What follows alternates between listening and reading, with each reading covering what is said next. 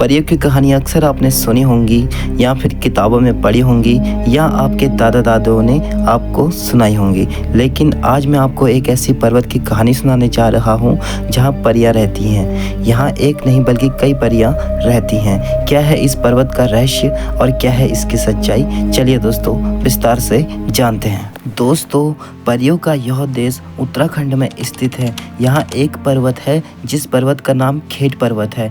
यह पर्वत टिहरी गढ़वाल में स्थित है। इसके बारे में उत्तराखंड में कई कहानियाँ प्रचलित हैं। यहाँ के लोकल गढ़वाली भाषा में इन परियों को अंछारी भी कहा जाता है। यहाँ के स्थानीय लोगों का कहना है कि उन्होंने कई बार परियों को देखा है। इस पर्वत पर काफ़ी रिसर्च हुए हैं। इस रिसर्च को जानने के लिए न्यूज़ रिपोर्टरों ने अपना दावा भी दिया है।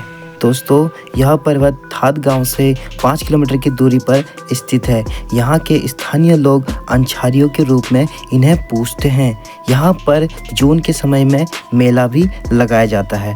कहा जाता है दोस्तों, परियों को चटकीला रंग, शोर शराबा और तेज संगीत बिल्कुल भी पसंद नहीं है। दोस्तों, आपने जीतू नाम के एक व्यक्ति की कहानी तो जरूर सुनी होगी। यह कहानी काफ़ी चर्चित भी रही थी। कहते हैं जीतू नाम का एक व्यक्ति जो कि उस जंगल में बांसुरी बजा रहा होता है और उसकी बांसुरी की तान इतनी मीठी थी कि उसके सामने सुंदर सुंदर परियां आकर खड़ी हो गई। और कहा यह भी जाता है कि परियों को जो भी पसंद आ जाता है वो उनका खून चूसकर उसे अपनी दुनिया में ले जाती हैं। जीतू के साथ भी ऐसा ही हुआ।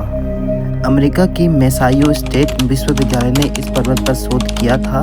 इस शोध में उन्होंने पाया कि यहाँ कुछ तो ऐसी शक्ति है जो अपनी ओर आकर्षित करती हैं और साथ ही ये भी पता लगाया कि यहाँ इस पर्वत पर एक नहीं बल्कि 9 परियों का निवास है।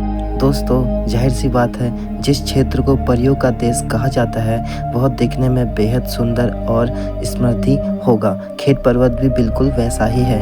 यहाँ चारों तरफ हरियाली साल भर रहती है। यहाँ के पेड़ों पर फल फूल हमेशा लगे रहते हैं। हालांकि अगर आप यहाँ से कोई पौधा लेकर जाएं और सोचें कि उसे वहाँ लगा दे तो कुछ ही दिनों में सूख जाएगा। कहते हैं इस पर्वत पर अखरोट और लहसुन की खेती अपने आप हो जाती है, यानी इनके पेड़ कोई भी नहीं लगाता।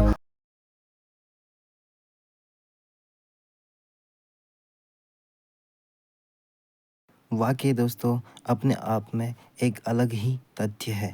यहाँ के स्थानीय लोगों का कहना ये भी है कि इस गांव की रक्षा सदियों से परियां करती आई हैं।